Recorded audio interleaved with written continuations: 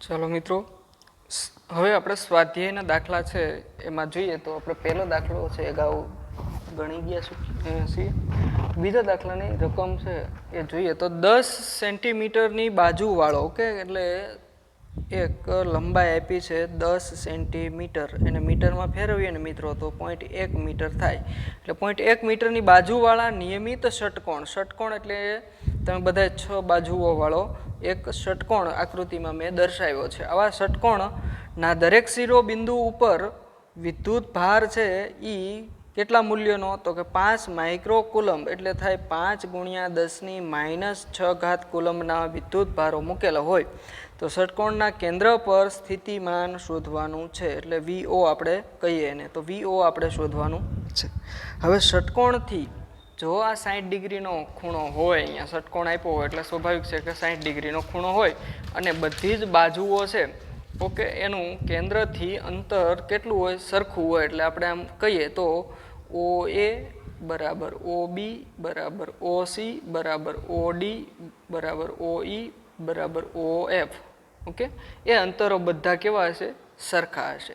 અને એ અંતર આપણે R જેટલું કહીએ તો એ R આપણને ઓલરેડી અહીંયા આપ્યો છે, જે 0.1 મીટર છે. હવે એક બાજુનું વિદ્યુત સ્થિતિમાન જો ગણીએ તો V બરાબર આપણું સૂત્ર છે KQ/R, ઓકે, આવું સૂત્ર છે. હવે અહીંયા ષટકોણમાં કુલ કેટલી બાજુઓ જુઓ તો કે આનું વચ્ચેનું અંતર R હોય એટલે આ A થી O બિંદુ વચ્ચે આ વિદ્યુત ભાર વડે અહીંયા ઉદ્ભવતું વિદ્યુત સ્થિતિમાન આટલું થાય. આના વડે અહીંયા ઉદ્ભવતું વિદ્યુત સ્થિતિમાન પાછું એટલું જ થશે, ઓકે, એટલે વત્તા KQ/R થાય. પછી આના વડે અહીંયા ઉદ્ભવતું વિદ્યુત સ્થિતિમાન પણ એટલું થાય KQ/R. આના વડે અહીંયા ઉદ્ભવતું વિદ્યુત સ્થિતિમાન પણ KQ/R. અહીંયા આના વડે ઉત્પન્ન થતું પણ એટલું જ હશે કારણ કે અંતર સરખા છે, ઓકે. આના વડે પણ એટલું જ થશે એટલે KQ/R. આ મિત્રો આપણને કુલ 6 બાજુઓ છે અને 6 બાજુ ઉપર વિદ્યુત ભાર સરખા હોય એટલે 6 KQ/R જેટલું આપણને વિદ્યુત સ્થિતિમાન મળે. અને એટલે આપણે જો સર ગુણાકાર કરીએ 6 × 9 × 10⁹ એને ગુણ્યા Q, Qનું કિંમત તમને આપી છે 5 × 10⁻⁶, એના છેદમાં R બરાબર તમને આપ્યો 0.1, ઓકે. તો સાદુરૂપ જો આપણે આપીએ મિત્રો આનું તો 6 × 9 = 56 કરીએ તો 2.7 અથવા 27 જેવું મળે, ઓકે. અને દશાંશ ચિહ્ન પછી લઈએ તો આપણને ઘાત મળે 6 જેટલું મળે, ઓકે. આટલા વોલ્ટ વિદ્યુત સ્થિતિમાન આપણને ષટકોણના શિરોબિંદુ વડે મેળવી શકાય મિત્રો. બીજું તમને આ જ રકમની અંદર હું એક થોડુંક ફેરવીને પૂછી શકું કે ભાઈ ચોરસ હોય, ઓકે, ચોરસ હોય તો દાખલા તરીકે હું અહીંયા ચોરસ એક દોરું છું. આ ચોરસના 4 શિરોબિંદુઓ હશે, રેડી ને? 4 શિરોબિંદુઓ ઉપર આપણે ABCD ઉપર એક સરખા મૂલ્યનો વિદ્યુત ભાર મૂકી દઈએ Q જેટલો, અને એ Q વિદ્યુત ભાર વડે એનો કેન્દ્ર જે હશે એ કેન્દ્ર એટલે આ, ઓકે, O. આ કેન્દ્ર પાસે વિદ્યુત સ્થિતિમાન જો શોધવાનું કહે તો 4 KQ/R થાય, કારણ કે આપણે આ સૂત્ર મુજબ 4 ખૂણાઓ છે, 4 બાજુઓ કેન્દ્ર ઉપર વિદ્યુત સ્થિતિમાન સરખું ઉત્પન્ન કરે. આ જો અંતર R આવડો આ લેવાય, અહીંથી અહીં સુધીનું OA OB ને OC સરખા હશે. તો આવી રીતે મિત્રો આપણે શોધી શકીએ. ત્રિકોણ માટે પણ ત્રિકોણના મધ્ય કેન્દ્ર માટે 3KQ/4 R વડે દર્શાવી શકીએ. તો આવી રીતે ત્રિકોણ, ષટકોણ, ઓકે, ચોરસ, એના માટે વિદ્યુત સ્થિતિમાનો આપણે મેળવી શકીએ મિત્રો. અને હવે આપણે નેક્સ્ટ દાખલો જોઈએ. ચલો મિત્રો, હવે આપણે સ્વાધ્યાયની અંદર 2.3 છે એની રકમ જોઈએ તો 2 વિદ્યુત ભારો છે, ઓકે. એક વિદ્યુત ભાર છે એને આપણે QA એ બિંદુ ઉપર રાખીએ એટલે QA કહીએ. QA બરાબર 2 માઇક્રોકુલમ, એટલે એને આપણે કહેવાય 2 × 10⁻⁶ કુલમ. અને એક બી બિંદુ ઉપર વિદ્યુત ભાર છે એટલે એને QB કહીએ, જે -2 માઇક્રોકુલમ છે, એટલે કે -2 × 10⁻⁶ કુલમ. એકબીજાથી આ બે વિદ્યુત ભારો વચ્ચેનું જે અંતર છે એ 6 સેન્ટીમીટર છે, એટલે કહેવાય 6 ગુણ્યા 10⁻² મીટર. ઓકે, હવે આ બંને વિદ્યુત ભારોને હું રેખાકૃતિ વડે દર્શાવું છું. તો મિત્રો આપણે એને આ રીતે દર્શાવી શકીએ કે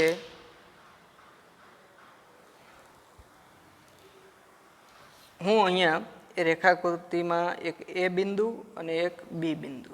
ઓકે, એ બિંદુ ઉપર જે વિદ્યુત ભાર છે એ QA અને બી બિંદુ ઉપર વિદ્યુત ભાર છે QB. આ બે વિદ્યુત ભારો વચ્ચેનું જે અંતર છે એ R 6 ગુણ્યા 10⁻² જેટલું છે આર અંતર. ઓકે, તમને એવું કીધું છે કે જો એકબીજાથી 6 સેન્ટીમીટર દૂર મૂકેલા હોય તો એ અને બી પર મૂકેલા હોય તો પહેલું એમાં શોધવાનું છે. ઓકે, તંત્રના કોઈ સમસ્થિતિમાન પૃષ્ઠની ઓળખ. તંત્રના કોઈ સમસ્થિતિમાન પૃષ્ઠની ઓળખ કરવાની છે. હવે સમસ્થિતિમાન પૃષ્ઠની ઓળખ કેવી રીતે કરવી, પહેલાં તો એ પ્રશ્ન થાય. તો મિત્રો આપણને સમસ્થિતિમાન પૃષ્ઠની વ્યાખ્યાની ખબર હોવી જોઈએ કે જે પૃષ્ઠ ઉપર વિદ્યુત સ્થિતિમાન એક સરખું હોય એને આપણે સમસ્થિતિમાન પૃષ્ઠ કહેવાય. તો હું અહીંયા એક મધ્ય બિંદુ લઉં, સી બિંદુ.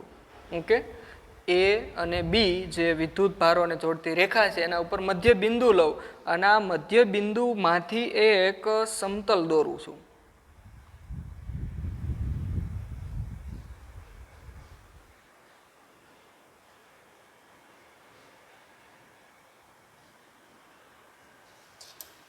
આ સમતલ એટલે આપણું, ઓકે, આ સમતલ થઈ ગયું મિત્રો, આપ જોઈ શકો છો. ઓકે, આ સમતલ છે એ સમસ્થિતિમાન પૃષ્ઠ છે કે નહીં એ આપણે ઓળખવાનું છે. તો મિત્રો આપણે જાણીએ છીએ કે આ એ બિંદુથી આ સમતલનું અંતર એટલે આ અંતર કહેવાય, જેને આપણે R/2 કહીએ. અને આ બિંદુથી અહીં સુધીનું અંતર એ પણ R/2 થાય. તો R/2 કેટલું છે? તો કે 6 ગુણ્યા 10⁻² છેદમાં 2 એટલે થાય 3 ગુણ્યા 10⁻² મીટર. ઓકે, ચાલો હવે વિદ્યુત સ્થિતિમાનની વ્યાખ્યા અનુસાર એ બિંદુ વડે કુલ વિદ્યુત સ્થિતિમાન V બરાબર VA. એ બિંદુ પર વિદ્યુત ભાર હોય એના વડે સી પર લાગતું વિદ્યુત સ્થિતિમાન અને બી બિંદુ હોય એના ઉપર જે વિદ્યુત ભાર હોય એના વડે સી પર લાગતું વિદ્યુત સ્થિતિમાન એટલે VA પ્લસ VB. ચાલો, VA બરાબર થાય KQ છેદમાં R અથવા આને R ડેશ કહીએ. ઓકે, R ડેશ કહીએ પ્લસ કે માઇનસ Q, QA અને QB કરીએ તોય ચાલે. ઓકે મિત્રો, છેદમાં R ડેશ. અંતર તો સરખા જ છે R ડેશ, અહીંથી અહીં સુધીનું અંતર પણ R/2 એટલે R ડેશ કહીએ. ચાલો કિંમત મૂકીએ અને કિંમત ન મૂકો તોય જવાબ આમ જોઈએ તો આપણને ઓલરેડી આમાં કોમન શું છે તો K છેદમાં R ડેશ કોમન છે, QA પ્લસ QB થાય. ઓકે, હવે તમને ખબર છે QA છે એ કેટલો છે તો કે +2 છે અને QA -2. તો જવાબમાં કિંમત મૂકો તો જવાબ આવશે 0. 9 ગુણ્યા 10⁹ છેદમાં R ડેશ છે 3 ગુણ્યા 10⁻².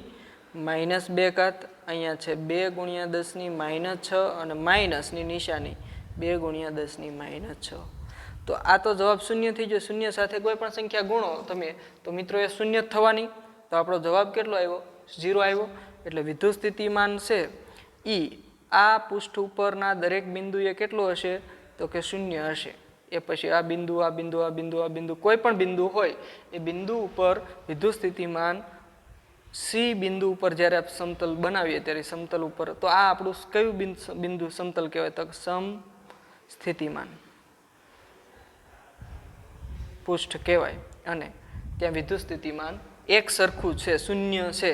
ઓકે, બદલાતું નથી એટલે સમસ્થિતિમાન પૃષ્ઠ કહેવાય. બીજું આપણને એવું કીધું છે કે આ સપાટી પર દરેક બિંદુએ વિદ્યુત ક્ષેત્રની દિશા કઈ છે? ઓકે, આપણે અહીંયા જોઈ શકીએ છીએ કે વિદ્યુત ક્ષેત્રની દિશા હંમેશા ધન વીજભારથી ઋણ વીજભાર તરફ દિશામાં આવેલ હોય. ઓકે, વિદ્યુત ક્ષેત્ર છે હંમેશા ધન વીજભાર અહીંયા હોય અને ઋણ વીજભાર અહીંયા છે, કારણ કે આપ જોઈશો ક્યુ એ કેવો છે? ધન છે. ઓકે, અને ક્યુ બી કેવો છે? ઋણ છે. એટલે અહીંયા ધન વિદ્યુત ભારથી વિદ્યુત ક્ષેત્ર રેખા આમ જતી હશે, એટલે વિદ્યુત ક્ષેત્ર રેખાની દિશા જો કેવી હોય તો એ દિશા થાય આ રીતે થાય મિત્રો. ઓકે, અને એ આપણે કહી શકીએ આમ વિદ્યુત ક્ષેત્ર એ થી બી તરફની હોય અને સમતલ ને લંબ રૂપે પસાર થાય છે. ઓકે, હંમેશા એ કેવી થશે? સમતલને લંબ રૂપે છે એ પસાર થાય છે મિત્રો. તો આપણે અહીંયા જે દાખલા નંબર 2.3 છે એની જે વાત કરી એ વિદ્યુત સ્થિતિમાનની ઓળખ કરવાની હતી, સમસ્થિતિમાન પૃષ્ઠની, અને વિદ્યુત ક્ષેત્રની દિશા નક્કી કરવાની હતી એ જોયું. ચાલો મિત્રો, દાખલા નંબર 2.4 સ્વાધ્યાયનો છે એની ચર્ચા કરીએ. તો તમને 2.4ની અંદર રકમ દરેક વિદ્યાર્થી મિત્રો વાંચશે કે 12 સેન્ટીમીટર ત્રિજ્યાના એક ગોળાકાર સુવાહકની સપાટી પર 1.6 × 10⁻⁷ કુલમ વિદ્યુતભાર નિયમિત રીતે પથરાયેલો છે. તો ગોળાની અંદર, ગોળાની તરત બહાર અને ગોળાના કેન્દ્રથી 18 સેન્ટીમીટર અંતરે આવેલા બિંદુએ વિદ્યુત ક્ષેત્ર કેટલું હશે એ આપણે કહેવાનું છે. તો સૌપ્રથમ હું અહીંયા એવી એક આકૃતિ દોરું છું જેમાં આપણને કંઈક વાત કરવામાં આવે. ઓકે, આકૃતિ ઉપરથી આપણે જોઈએ તો સૌથી પહેલાં ગોળો લીધો છે, એની ત્રિજ્યા છે કેપિટલ અથવા સ્મોલ આર બરાબર કેટલી? તો કે 12 સેન્ટીમીટર. ઓકે, તો એને મીટરમાં ફેરવી નાખીએ. 12 સેન્ટીમીટરનું મીટરમાં કન્વર્ટ કરવું હોય તો કેટલા વડે ગુણાય? તો કે 12 × 10⁻² મીટર થાય. ઓકે, હવે આ સુવાહક પર કુલ વિદ્યુત ભાર કેટલો છે? તો ક્યુ બરાબર છે 1.6 × 10⁻⁷ કુલમ. ઓકે, તો આપણને જે 3 કન્ડિશન છે એની વાત કરવાની છે. આ 3 કન્ડિશન માટે હું અહીંયા રેખાકૃતિ દોરું છું કે એક ગોળો છે,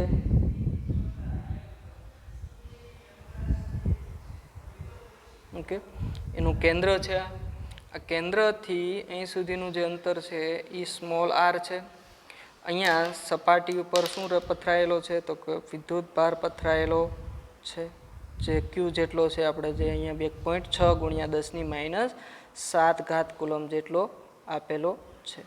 તો આ ગોળાની સપાટી કહેવાય, ગોળાની અંદર અને ગોળાની બહાર. ઓકે, તો આપણે ત્રણેય માટે જોઈએ. પહેલું તમને શું કીધું છે એમાં? ગોળાની અંદર. ઓકે, વિદ્યુત ક્ષેત્ર શોધવાનું છે, એટલે ઈ બરાબર કેટલું? ત્રણેયની અંદર. ગોળાની અંદરના ભાગમાં વિદ્યુત ક્ષેત્ર શોધવું હોય તો આપણે સ્વાભાવિક છે કે એ બિંદુ છે એ હંમેશા small R greater than capital R થશે. ઓકે, એ આર દાખલા અહીંયા પણ હોઈ શકે, અહીંયા પણ હોઈ શકે, અંદરનો બિંદુ. તો આપણું વિદ્યુત સ્થિતિ ક્ષેત્રનું સૂત્ર E(r) બરાબર KQ/r² ઉપયોગ થશે. KQ/r² નો ઉપયોગ કરીએ તો આપણી પાસે કિંમત આપેલી છે 9 × 10⁹. ક્યુ કે બરાબર 1.6 × 10⁻⁷ અને છેદમાં આર બરાબર તમને 12 સેન્ટીમીટર આપ્યો છે મિત્રો. તો 12 × 10⁻², એનો વર્ગ થાય. જો આનું સાદુરૂપ આપીએ આપણે મિત્રો તો 10 ગુણ્યા 10⁵ તમને 4 ઘાત મળે જવાબ ન્યૂટન પ્રતિ કુલમ, અને આને કહેવાય 10⁵ ન્યૂટન પ્રતિ કુલમ. ઓકે, તો આ આપણને વિદ્યુત ક્ષેત્ર ક્યાં મળ્યું મિત્રો? ગોળાની અંદરના ભાગમાં. ઓકે, ગોળાની સપાટી ઉપર.